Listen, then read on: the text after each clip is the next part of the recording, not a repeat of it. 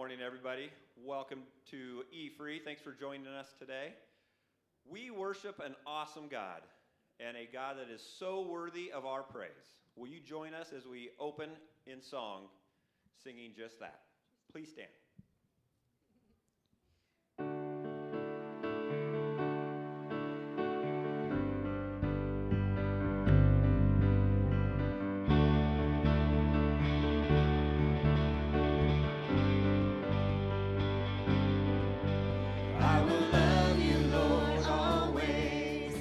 Just for the things you've done for me, and I will praise you all my days. Not just for the change you made me, but I'll praise you for you are holy, Lord.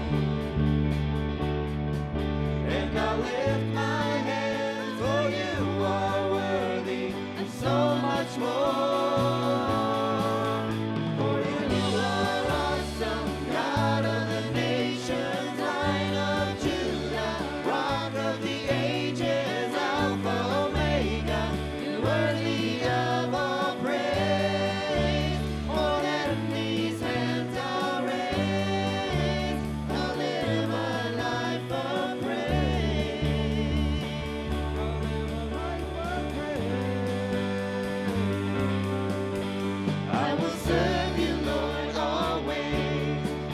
Alpha,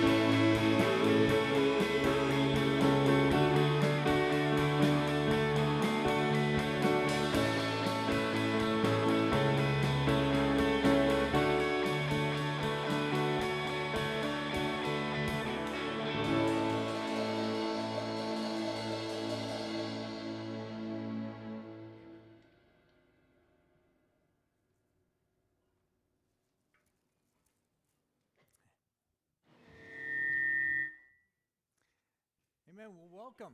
Good to see you all here this morning. I'm holding in here a gift that we want to give away at the end of the service today. It is a free registration to the Weekend to Remember and a $100 gift card. So if you are part of a couple, we want to make sure that you put your name in the hat out there. You could be a married couple, you could be engaged couple, you could be hoping to be engaged couple, maybe. You have to get 2 rooms, but but this would be a marvelous gift. You could also gift it to someone. But again, it's a great opportunity. So if you didn't get a ticket to start out with when you came in today, make sure that you get one of those, because at the end of the service today, we're going to give that out. Well, we have been in a month here. We're in the month of celebrating marriage and family. And each week we're talking about different topics. And along the way, we're having some discussions with some folks that are couples that we hope we learn from. That it doesn't mean that they've done everything right. It just means that they're willing to share from their experiences, some of which are great, some of which are less than great, because that's how marriage is. We learn from one another. So I'm going to ask the Stogers and the Lindblads to come up.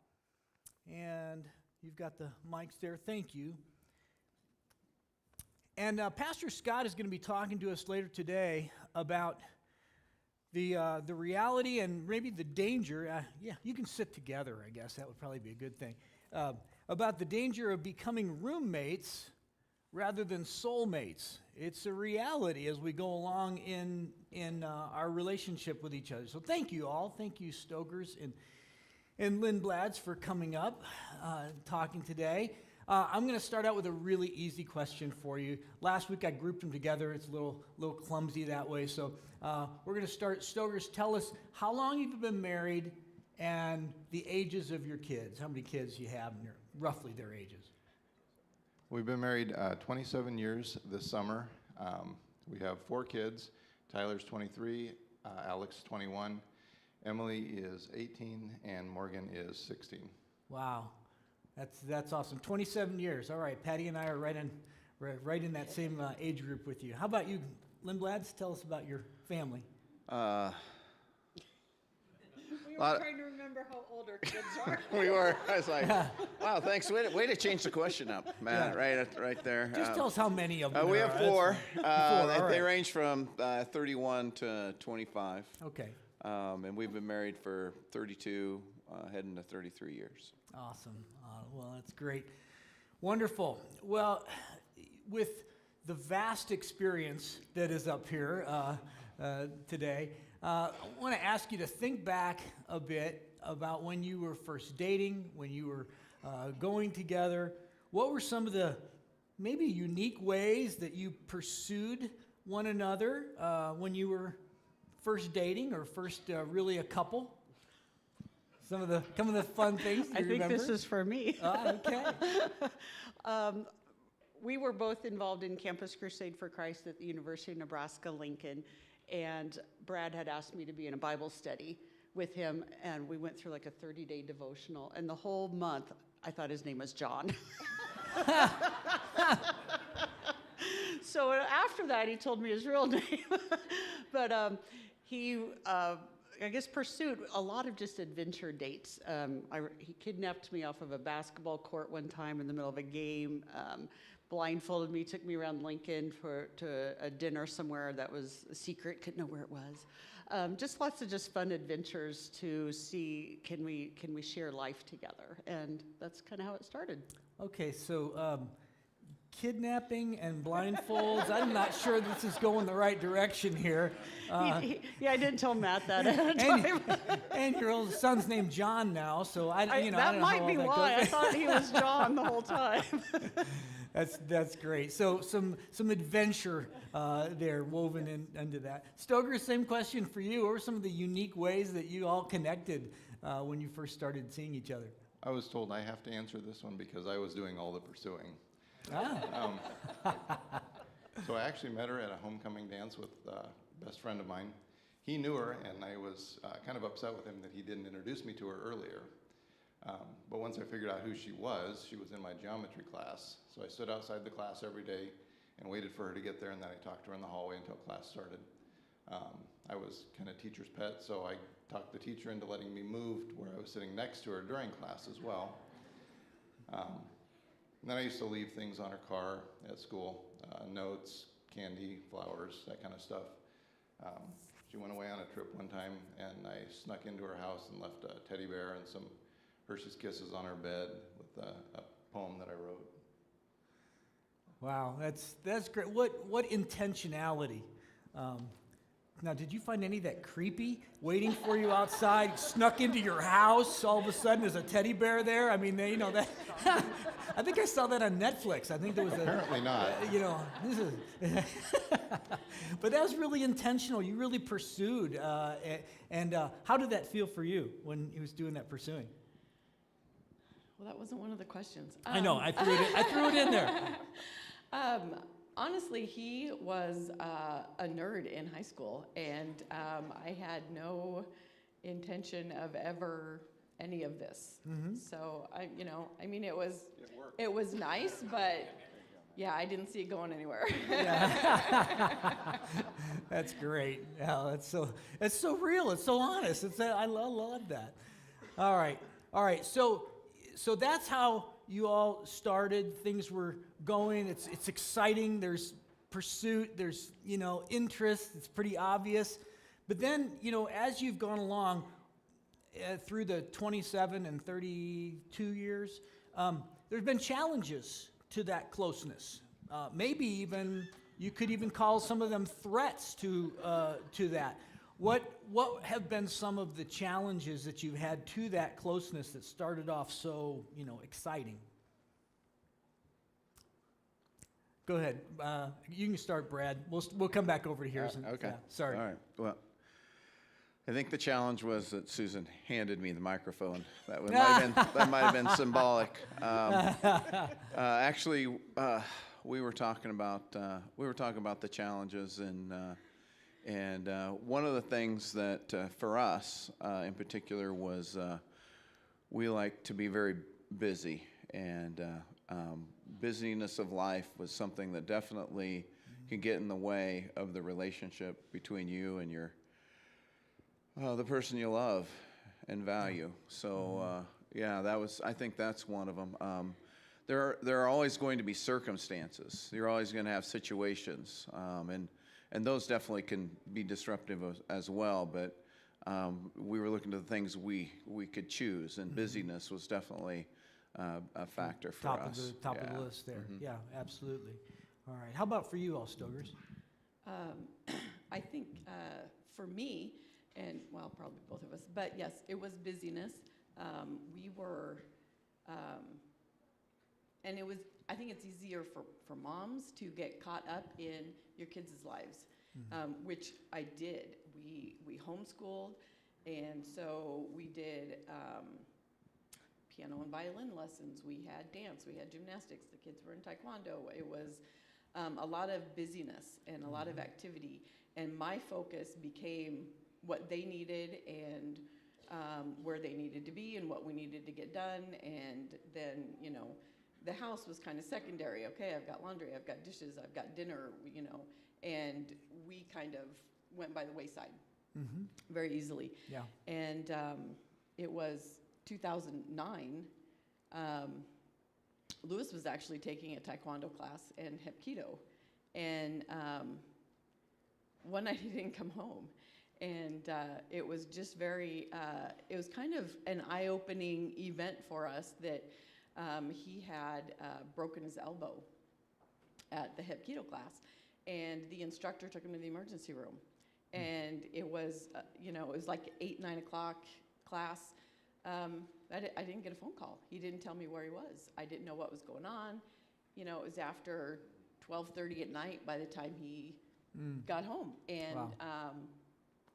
I was really hurt and upset that he didn't let me know. As his wife, I felt like I should have been at the hospital with him. He should have called me so I could go. And he's thinking, she's got 4 kids to put in bed. she'd have to find a sitter. Right. She doesn't need to come. I'm fine. It's not that big a deal. And I'm thinking my husband's in the emergency room. I should be there, So, yes, he broke his elbow, and then he was off work because it was his right elbow, of course. And so then he's home, and he needed me. He needed me to help him dress. For a few weeks, it was baths instead of showers, that kind of thing. And I had to tell the kids, okay, you know what? You're going to have to wait a minute. I got to help your dad right now. Wow. And he became a focus. And him being home and me needing to focus on him and help him really changed things for us. So it kind of recalibrated you back to your relationship. Right. Okay. Right. All right. So if any of you couples out there need to do that, break your elbow. Well, That's the moral of the story. I'll tell you what, like 5 years later, he broke his ankle. And so we kind of have a joke that, it's my turn to break something to be waited on now, Oh, that's great. Yeah, isn't it amazing how some of those things, they can either draw you together or pull you apart, and that really drew you together. That's wonderful. Well, and that was more of I physically needed to be there for him. And then it was, as soon as he went back to work, he was a pharmacist for Sunmart. And they had, you guys probably know, consolidated, moved down to the South Store. Later that year, he lost his job. And so then I was better prepared to be there emotionally for him and support him through losing his job and finding a new one. So it was just... There's a lot of things that go on in our married lives, things that we never expected when we were first saying I do. Whether it's job loss or broken elbows or ankles or whatever, things with our kids, there's tons of those things. But what you just described with the threats, I think, are things that all of us deal with that are challenges to our marriage. So from your experiences then, what specifically has been maybe the most helpful thing that you have done or instituted in your marriage that's helped you to grow in closeness?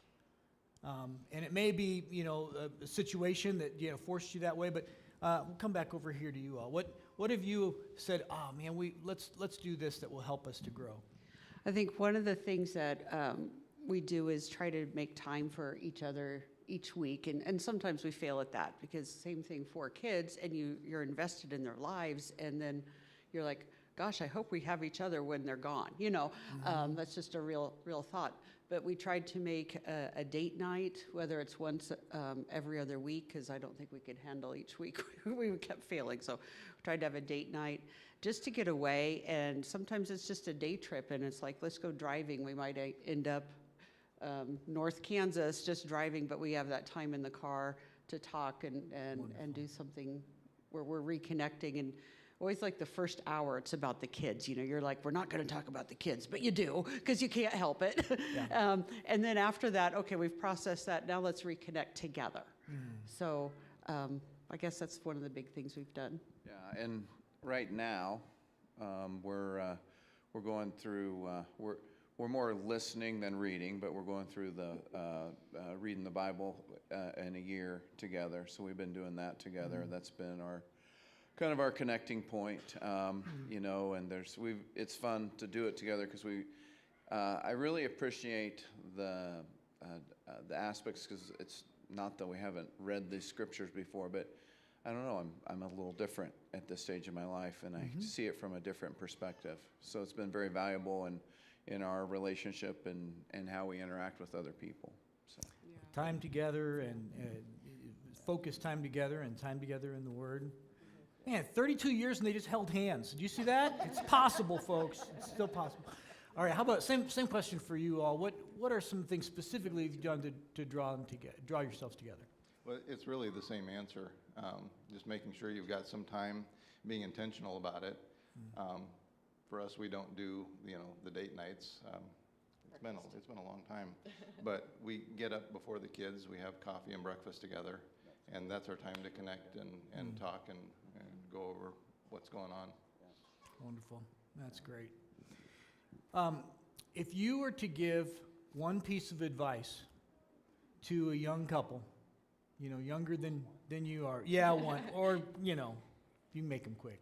Okay, I have two quick ones. Yeah, Okay. what would it be? I heard somebody say one time, don't be the person that always says, I love you too. Be the one that says, I love you. So even if I don't say it first, I always leave off the two. If he says, I love you, I say, and I love you. And I think that does something in your head, and it makes it special. And then the other thing that I do, I always, when he goes to work in the morning or leaves, it's an intentional goodbye. It's a hug and a kiss, and it's before he puts his coat on, and, we have that moment where we say goodbye, have a good day, I love you. And then when he comes home at night, I always stop what I'm doing and I go out and greet him. It's wonderful. Welcome home, how was your day? Another hug and a kiss. And, just that connection, I'm glad Wow. you're here. Wow. That's great. Those are great things. It's like changing the oil in your car. It's just, regular maintenance is a big deal. It's a big deal. Yeah. Piece of I think advice? the other thing I think of, because I totally agree with what you're saying there, so you stole those ideas, so now, is finding something that you enjoy together. And like Brad loves golfing, and he's loved it since I've known him, so he's tried to teach me for years, and I don't think golfing has worked out well for us, because it's either I'm terrible and he's frustrated, or I'm doing good, and then he's like, well, you can't beat me on that score. And so I don't know, but we try to do some intentional things together, find interests that he likes and join, or he'll come and do some things with me once in a while. I have yet to get him to do a pedicure, but it's on the agenda. He's good. Last parting shot. I think the other thing that we really enjoyed, especially in the formative years of our kids, is we were in a great small group with some really cool people, the Rosvets and the Carsons and the Mollers, and that was really helpful, just informing who we were going to be. They had a huge influence on us. And I think that's one of the things I would tell you is, if you're in a place where there's a gap or you're not connecting, find two people that you think are and go spend time with them. Go out on a couple dates with them and just see how they are and have those conversations. I think that's God put us together to be in relationship. And one of the other things that Susan pointed out to me is that relationships require effort and work. You have to get in there and do the work, and you have to stay after it. It's true. You can't take it for granted. Drift is a real thing, and so we have to fight against that. Thank you, both of you couples, for coming out. You had one thing you wanted? Yeah. Okay. So the question was for couples that feel like they're just going through the motions and struggling to connect. This may sound a little cliche, but similar to how our children are entrusted to us from God, our marriages are ordained by God. And we're commanded to love our wives. And I think remembering that this is not about me. God put this in place, and we're responsible to Him to do it well. I think keeping that in mind changes the dynamic, and it changes how we approach it. So I do think it's important to remember, as in everything, to keep God in first place. So it's really your marriage for Him, not just this way. Thank you all. Can you give them a hand? We really appreciate you coming up. God bless you all. Yeah, thank you.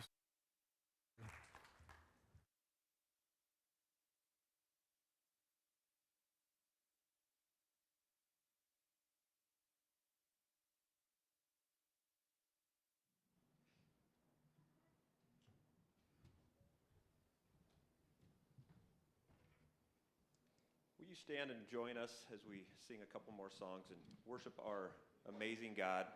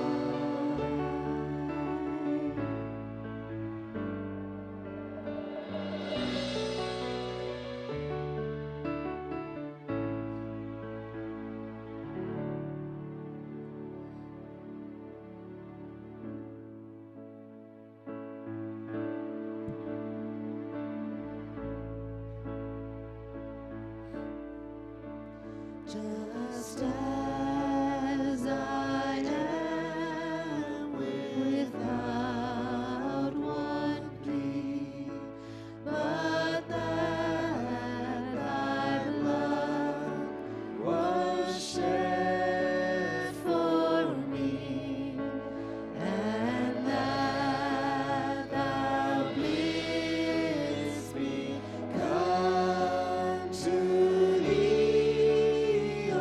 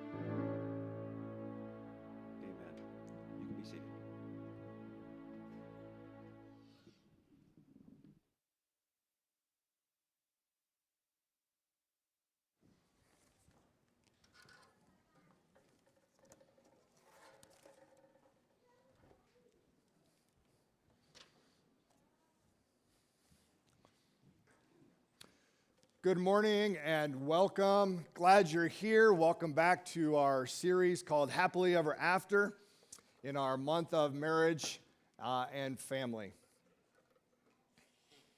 Lord, I want to pray as we begin today that this would be a significant message and a significant morning for couples who have felt very cold in their relationship, who have allowed distance and hurt and bitterness and just neglect and indifference to become the norm. I pray, Lord, that this would be a good wake-up call to come back to the design that you had for marriage, for our good and our enjoyment and our satisfaction.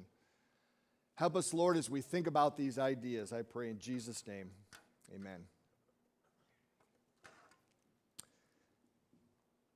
They say a wife and husband, bit by bit, can rear between themselves a mighty wall, so thick they cannot speak with ease through it, nor can they see across it. It stands so tall. Its nearness frightens them, but each alone is powerless to tear its bulk away. And each dejected wishes he had known for such a wall some magic thing to say. So let us build with master art, my dear, a bridge of love between your life and mine, a bridge of tenderness and very near, a bridge of understanding, strong and fine, till we have found so many lovely ties, there never will be room for walls to rise. Nobody gets married hoping that someday they will live as strangers in the same house. Nobody gets married that way. We've all been to funerals. Funerals. Okay, let me start.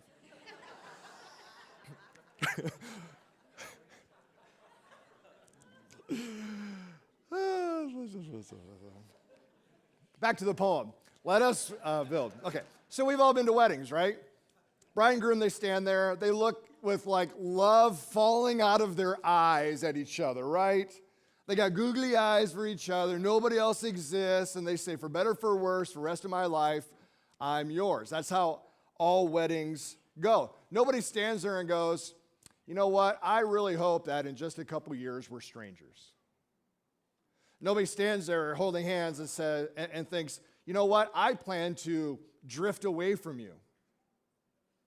But the reality is that a lot of marriages, that's exactly how the slide goes. And it doesn't take very much effort at all for couples to slide into a kind of relationship that was described in the first part of that poem. Walls between, distance so great. Each having a magic wand, wishing they could wave it and get that wall gone, but of course no magic wand exists. But a lot of marriages get there so easily. And it's not that they stop loving each other. They just allow the cold and the lifeless and the indifference to kind of become the reality. And one day they wake up and it seems like the stranger is sleeping in the bed next to them. Who are you? I mean, I love you, but I don't really like you all that much. And nobody wants that when they get married. You know, nobody says, boy, that's the kind of marriage I want to have. But it's super easy to get there. And that's what we're going to be talking about today. How to make sure you don't get there. And if you're there, how to get out. Open your Bibles with me to Song of Solomon or Song of Songs 2:15. Yes, I said Song of Solomon in your Bibles. Turn there with me, if you would, please. Song of Solomon.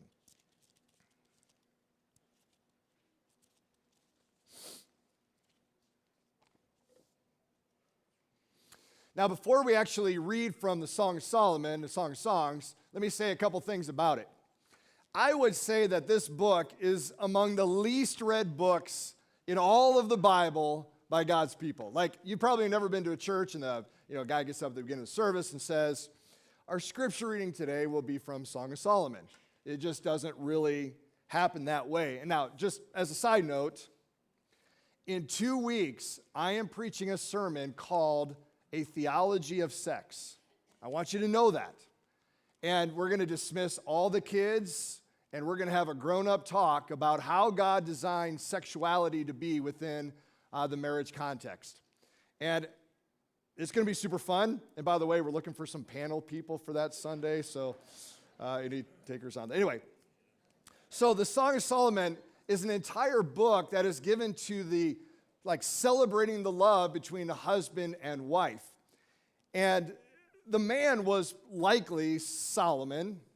We're not totally sure, but likely Solomon. And the woman was this woman that is called the Shulamite, or maybe in your version, called the Shunammite.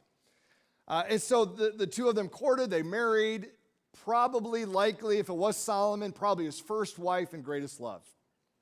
And what the book does, and the reason it's so kind of strange for us when we read it, is that the book uses piles of figurative language at multiple levels to describe lots of things. So, like, she is described in poetic language with images that give you this idea of tenderness. You know, she's described like lilies and gazelles and doves, and he's described with these images of strength, a pillar and a tower, but it's all kind of cast in this kind of weird figurative language, and it just kind of seems like a strange way of expressing yourself. It's like a big, long Hallmark card sometimes. You can feel that way. And so there's all this imagery, and even in the relationship that they share, there's imagery around like nature and gardens and mountains. At one point, he says, "Your hair is like a flock of goats descending from Gilead," which I guess is a good thing, right? I don't know what that means, but I see in my mind a bunch of goats coming down the mountain, and maybe that's a good image. I don't know. At one point, he says, "None of your teeth are missing," which was a big deal back then, right? So there's all of like imagery that's a part of the book. But we shy away from it because we're not sure what to do with it. And sometimes it can feel like this, like, Hallmark card or like a Nicholas Sparks book, and it feels like, oh, we shouldn't talk about that in church, but we're going to. Now, found in this book are some very fascinating, almost subtle commentaries on their relationship, and it's one of those that we find in chapter 2, verse 15. And I want to show you, I want to describe what's going on, because at first glance, it doesn't seem like much. Here's what it says. Chapter 2, verse 15 says, catch the foxes for us,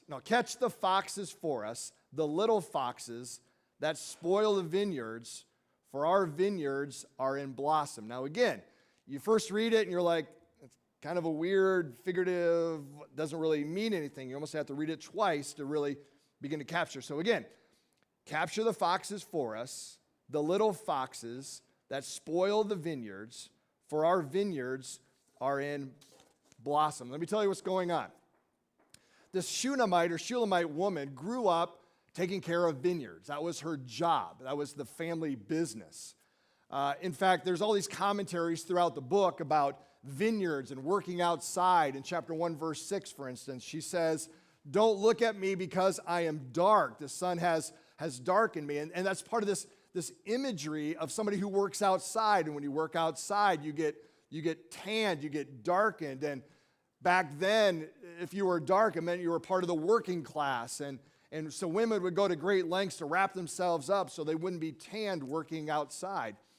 That's an imagery to her skin, her external, because she was working outside. She was working in the vineyards. So she knew what it was like to work outside, and she knew what it was like and how hard it was to take care of a vineyard. Now, in ancient Israel, just like today, there was one varmint that destroyed vineyards, and it was the fox. And they knew that they had to keep the foxes out of the vineyard, or the foxes would come in and they would chew away at the roots, and they would eat away at the blossoms, and it would destroy the vineyard. So what they would do is they would build walls all the way around their vineyards to keep those varmints out. And they would build them hopefully tall enough so the foxes couldn't jump over, but they would build them, and still do today, they still build them with one kind of main entrance and exit, much like we would think of like an ancient sheep gate, a corral, one way in, one way out. And that's how they would build their structures. So what she is saying here is that you can be so ardent at defending the gate that you lose track of the foxes who are coming over the wall in the back. That's the imagery. You guard the gate, but you don't see the fox jumping over the back. You don't see the fox chewing on the roots, chewing on the blossoms. You lose the whole vineyard, but you're guarding the gate. Be careful of the little foxes. That's the imagery. And what she means is that you can protect against the big threats. But if you're not careful, you can lose the whole vineyard to the little foxes, to the little threats. And that's the imagery. And I think it describes so well what happens in marriages that begin to slide. And what I mean by that is, I think especially the man has this sense that I'm going to guard the gate. I'm going to guard against the big threats. I'm going to make sure my house is safe. I'm going to make sure the car is safe. I'm going to make sure that things are taken care of. I'm going to provide for my wife. I am guarding the gate. But in his focus of guarding the gate, he can lose track of what's going on in the back. The little foxes, the little subtle things that by themselves don't ruin a marriage, but when you take them all together, can completely damage and destroy a marriage. So the Shulamite says, be wary of the little foxes. Not just the big threats, the little threats, the subtle threats that can slowly kill the vineyard. So that's the imagery. It's a wonderful imagery. And I think it's so practical for why so many marriages struggle in this area specifically. And I think for the most part, we as Christians, we do a good job of guarding against the big threats. And we talk about these big threats and hedges in your life and doing the right things and coming to church and all of the important things. But what we don't talk about enough is the small things. That in that moment, that week, it doesn't seem like that big a deal. But when it's week after week after week, suddenly it accumulates and becomes a big deal. We don't talk about those near enough, the small things. And I think for the most part, what happens is kind of like in the imagery of that poem, what we don't realize is that those small things become little bricks in a wall that is slowly erected between the husband and wife. Nobody wants the wall there. Everybody wants the wall gone. But if we're not careful before we know it, there's a wall that is there, and it almost feels like it's too late to do anything about it. And of course, we want to have a magic wand to make that wall go away.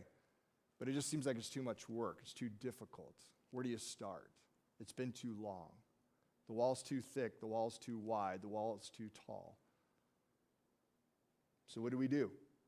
And again, I would say, couples that are in this marriage or a season that they just feel really distant, both want the wall gone. But they can't seem to get any traction to make that happen. So anniversaries come and go, and there's no change. The house gets quiet. The conversation gets stilted. The bedroom gets very cold. And that becomes the normal relationship. So as I talk about this today, I realized as I was kind of putting this together that there's probably 4 kinds of couples that are sitting out there listening to me talk about coldness and distance in a marriage relationship. And I just want to mention the 4 kinds of couples that are out there. Number 1, you have the newlyweds that are going, that'll never happen to us, right? But outside of the newlyweds, you also have the people that say, been there. I've been there. I know what you're talking about, but we've found our way out. And I think there are a lot of couples that are that way. But then there's a third group that says, yeah, that's us, but it's too late. The wall's too big. The wall's too wide. And the fourth group is, yep, that's us, but we're going to do whatever we can. We're willing to do whatever we can to get rid of that wall. Now, what there's not probably is a fifth group. The fifth group is the couple that says, I got no idea what you're talking about. That's never happened to us, right? Because what we all know is that this is the natural progression. If we're not careful, this is the natural progression. And every couple that's been married longer than one day knows that it's very easy, and you go through seasons and difficulties and diagnoses, and the Lindblads and the Stogers, they talked about some of those, whether it's a broken arm or a busyness. You go through seasons where it's so easy just to grow apart. And it's not like you decide, you don't wake up one day and go, hey, let's grow apart. But it's the subtle, it's the small things, it's the little foxes that slowly take that relationship. That at one time, I was laughing with Danielle as I was listening to the dating. We all dated the same way. It's like we couldn't get enough of each other, right? But that was 32 years ago. Something changes in that, Nobody wants that, but it happens, and there's seasons in it, and it changes. And those stressors can be big stressors. And I'm not talking about the little ones. I'm talking about big ones. Kids come along, that's a big stressor. Medical diagnoses, that's a big stressor. Aging parents, taking care of aging parents, big stressor. Stoger's talked about a job change. Wherever you went, Stoger's over there. Job change, big stressor, right? Or a move, that's a big stressor. So there's all these stressors that are a natural part of life, but what they do is they naturally grow this wall that can happen between a husband and wife who live together under the same roof. They go to bed together in the same room, but there's just a coldness, just distance that grows there. And there's no use pretending like it, never happens to us, What we need to do is to talk about how do we guard against this? How do we avoid the little foxes? And how do we work at building a friendship, not just sharing a bed? How do we work at not growing apart and growing cold and growing just indifferent? How do we work at this? And so let's work on that a little bit. And I want to begin where I kind of ended last week, and that is that the foundation for all of this is die to self. So say this with me again, die to self. This is the foundation for everything, right? Die to self. And we talked about this idea within the broader context of treasuring your spouse. And we define treasuring your spouse in this way. To treasure someone is a mental choice to value their wants, needs, and desires above your own. So you got to proactively, we talked about that, proactively do it. And to purposely and actively seek their happiness. So this is what it means to treasure. And we talked about the two ideas connected to this, that it's got to be a mental choice. It doesn't just happen. It's not natural. You got to choose to do it. And the second part of that, we treasure our spouse because Jesus treasured us enough to die for us. And so the model that we have in Jesus is what we try to do in our marriage relationship. And that kind of sets the scene and the foundation for all that we're trying to do. So in the sense that, die to self remains the not so secret, pathway to making this work. But sometimes I think the idea of die to self, when we talk about it, just feels very theoretical. And I want to take the theory and I want to try to really put some talons in it for real life. And now this commercial break. For 30 years, this is my 30th year of church work. For 30 years, I've been going to marriage conferences and listening to marriage sermons and series and attending, sitting with experts and reading books. And of course, I've been married myself. I find that most of everything that is out there, and maybe that's too broad a statement, but most of the marriage helps that are out there to be terribly unhelpful. This is me, okay? I find that they take the real hearts of the issues and they kind of dissect it to such a degree that it sounds really good to say, 10 ways to make your wife fall in love with you again, and 6 steps to really hot passion in the bed, and all of these kinds of things. And they're so theoretical, or they're so cumbersome, that you try to do it for a week or 2 or 3, and then you're right back to your old habits. And so I found them, this marriage for dummies idea to never work. So I've come to my own conclusion. This is still part of the commercial break. I've come to my own conclusion. And maybe this is true mostly for Christian relationships, but I think that most people know what it takes to have a good marriage.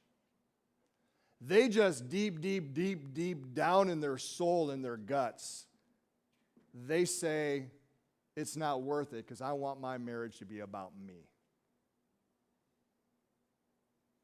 And until we get over that problem, we're never going to thrive in our marriage. And that sits at the root of big problems and small problems that we have in our marriages. We just don't want to die to self. We want to be served, not serve our spouse. And it's not, because we don't love each other. It's not because we haven't seen good marriages or have good models or there's not enough information on the internet out there. There's all that stuff. What we want is a quick fix. We want like a Band-Aid to fix this problem that we're having in the moment. And what we don't want to do is the really hard work, because the really hard work is not doing that one thing or doing those 5 steps. The really hard work is dying to self and doing it every day. That is the hard work. And if we're not willing to do that, we're just going to wallow around where we're at in our marriages right now. Die to self is where it is all at. It's the beginning of everything. So what we do then is we go, oh, those are really 5 really good things. Oh, I read this really good book on thriving in our marriages. Oh, I listened to this really good podcast, husband, wife, you got to listen to this. We do all of those things.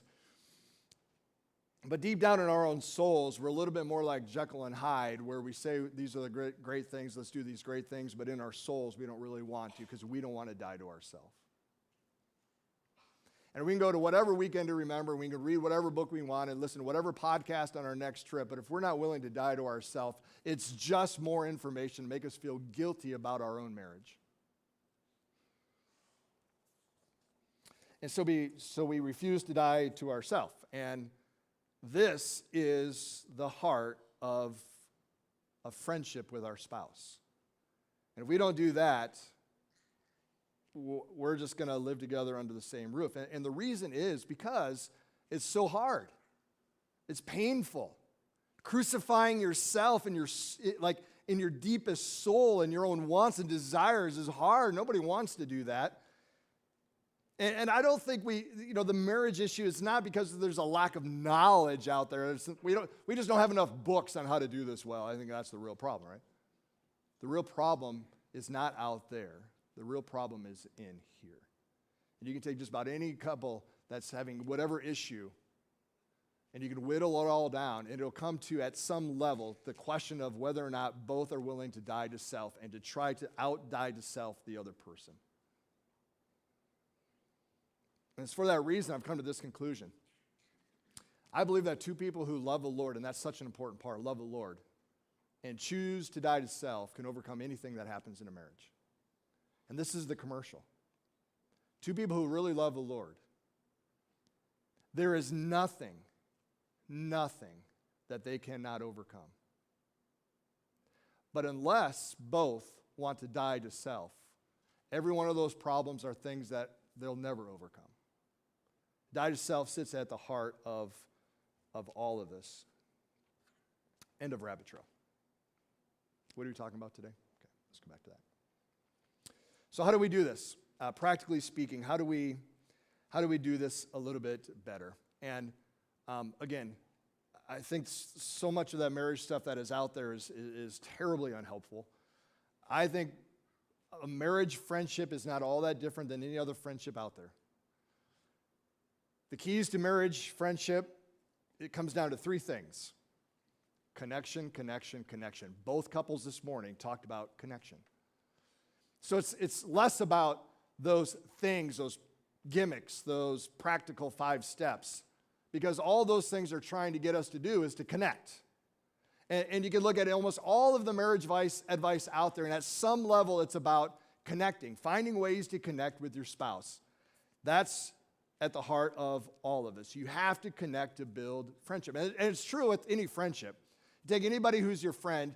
You're friends because of certain connections. Maybe it's because of kids or some sports team or some interest or some shared experience. There's something in the friendship that began and continues because of a connection. It's the same thing with the marital friendship.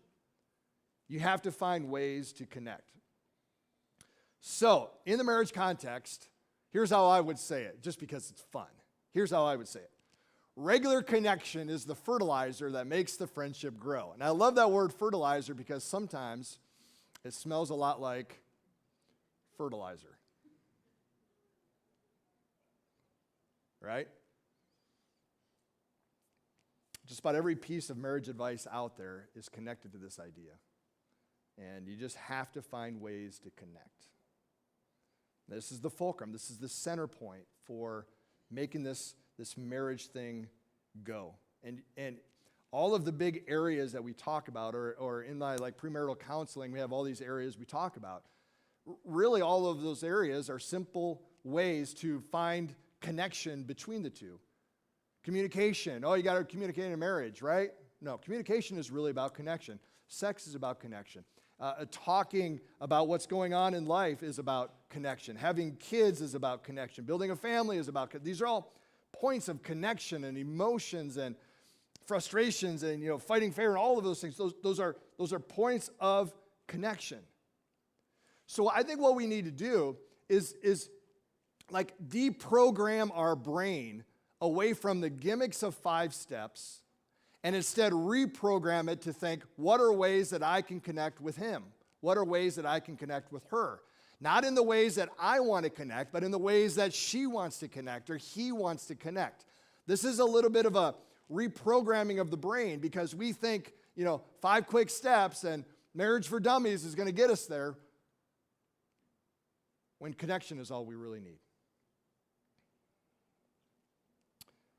So how do we do this? And we got to go really, really quick, okay? How do we do this? I have 11 ideas that I want to share real quick, okay? Now, before I do it, I want you to know that I decided to go the direct route. Instead of like dancing around on the outside, no apologies for that. That's number 1. Number 2, if you're here with your spouse, I want you guys to hold hands. I know it's dorky, I don't care. So if you're sitting with your spouse, if the kid's between you, kick the kids out, we don't care. Move around. If you want to sit on his lap, it's fine, I don't care. Hold hands, okay.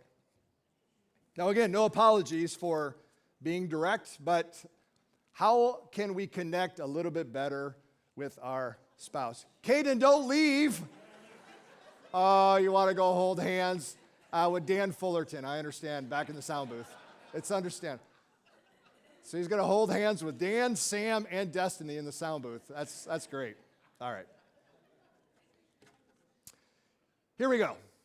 11 ideas for you on how to connect a little bit better. Number 1, if she wants to go out on a regular date with you, stop being a putz and go.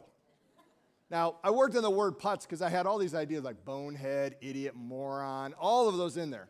They all work. That's the one I'm going with today, okay? So here's the deal. Most husbands, that a date night is important to her, right? We heard. I don't remember which one. You guys talked about date night, right? She wants to go. It's important to her, but you don't do it. Why? Because you're a putz. Stop being a putz and go. And now listen, here's the truth. You get bonus points if you plan the date and pretend like it was your idea, right? And you didn't hear it from me. You might even have a good time. We know this, right? It's not about the date. It's about connection. Number 2, if he buys a new truck, go out and look at it and tell him how big his truck is and how manly he looks in it and how powerful it makes him look. He'll love it. It's true, right? It's true. And it could be a musical instrument, it could be a pistol, it can be a podcast, it could be whatever. The point is, what's important to him, make important to you. That's the point. And we know this when we're dating, but somehow we forget this over time. If it's important to him, it's important to you. I know you don't care about it, fake it, it's fine.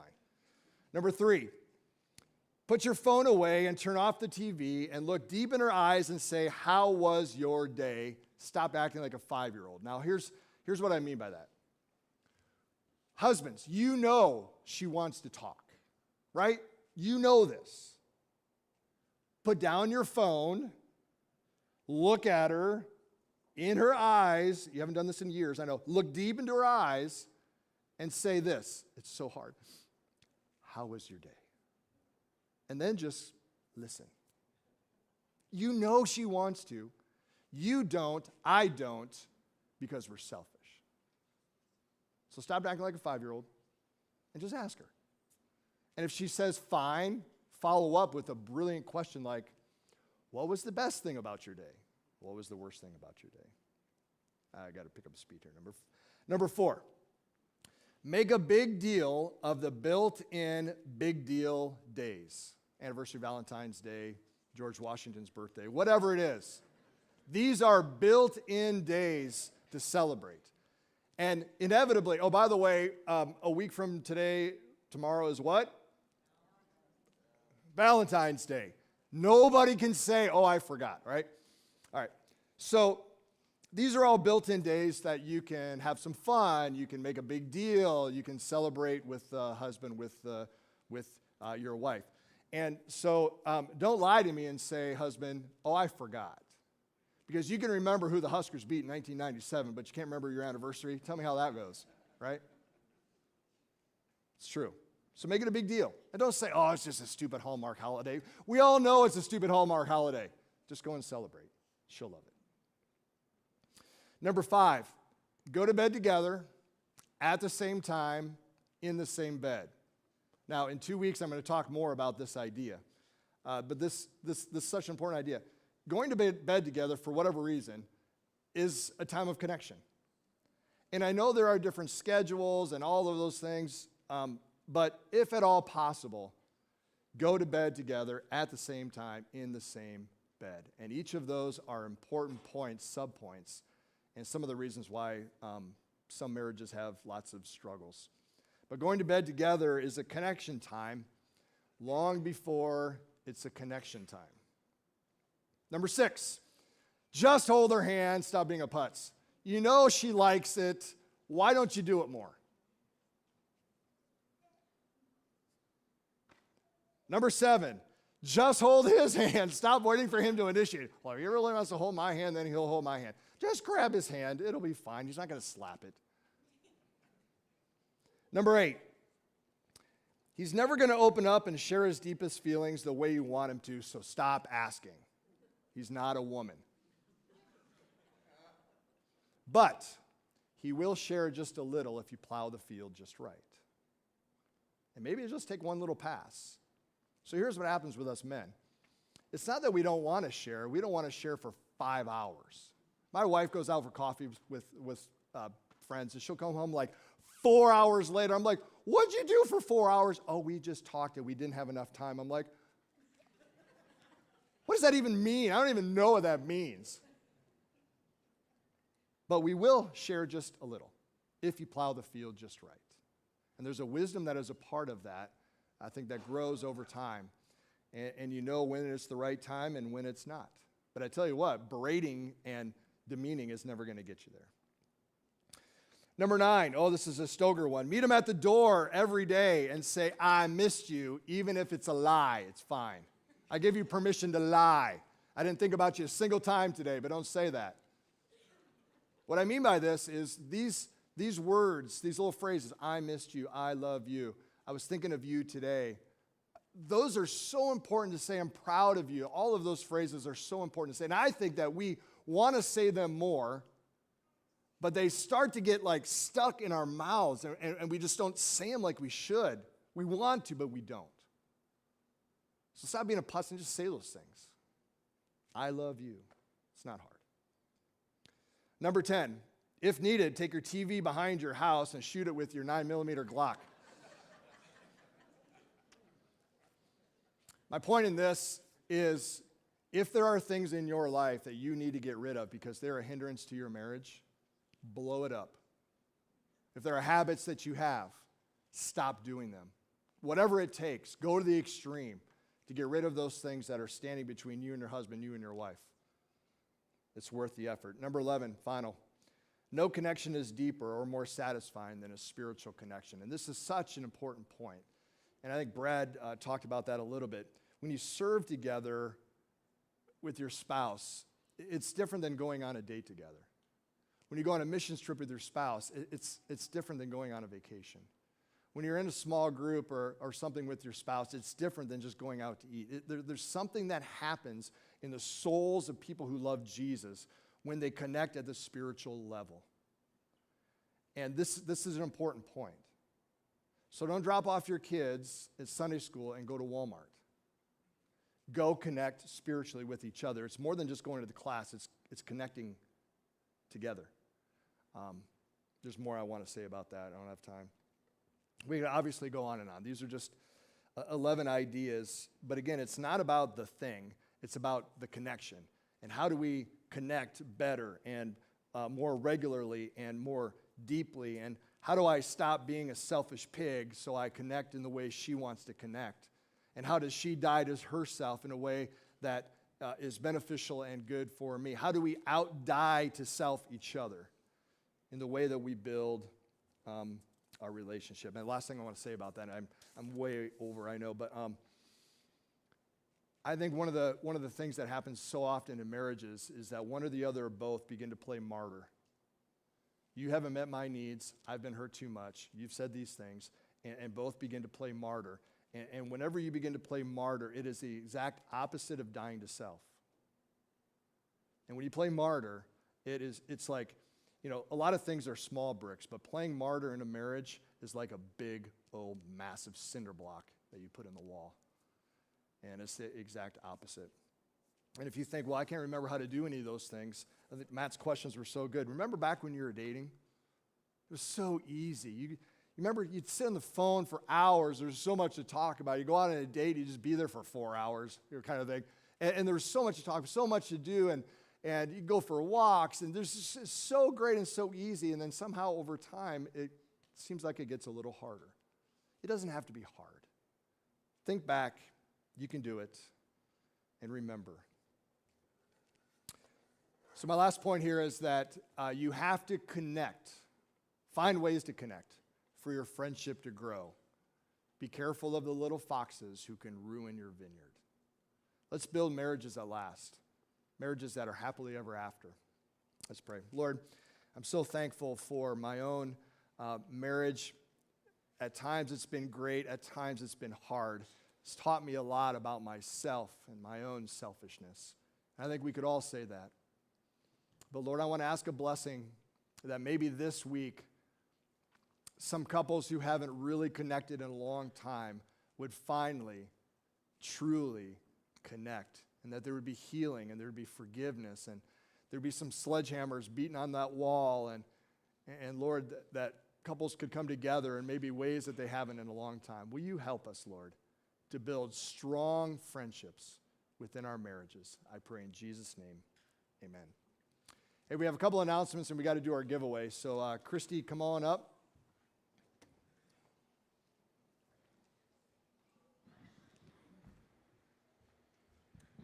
Okay, I have some friends that are going to come up on stage with me, so come on up. Rathjes, and is Zaid here? Okay, first of all, Friday night is a parents' night out. We got free babysitting, and the kids are going to have a Valentine's Day party here at the church. There he is. And 5:30 to 9, kids are going to have a great time, so we hope you guys can go out and have a great time. But you can sign up for that out at the Welcome Center. And then we've got family game night, February 25th. It's Friday night. There we go. And that's from 6:30 to 9. We're going to do some bingo with some prizes. We're going to have door prizes, and we're going to have rock, paper, scissors tournament. So that should be fun. Now, last Sunday, we had our Awana Grand Prix. Sam, did you get those pictures I sent? There we go. Okay, so we did 2 categories this year for speed and design. These are our winners for speed in the Cubbies and Sparks division, which is, Zaid is the only one here this morning for that one. He got second place for speed. Awesome job. And then that is Gabe Hewitt was first, and Luke Oshner was third. And then for design for Cubbies and Sparks, there we go. Luke and Gabe Hewitt got first and second, and Liam Luco got third. Awesome. And then in our TNT division, there's just 3rd through 6th graders. These are our design winners, and that is Roland Luco, Cruz Rhea, and Eliana Luco, first, second, third. And then for speed was all the Rathjes, first, second, and third place. Yeah, and the girls had a basketball tournament, so they weren't here, but they turned in cars, and we got them raced for them, and they all placed. So next year, if you need input on how to get your car to go fast, that's the family to talk to, okay? So these guys are going to go hang out in the foyer. So if you want to check out their cars and congratulate them, they'll be out back, and you can do that after the service. All right, thank you.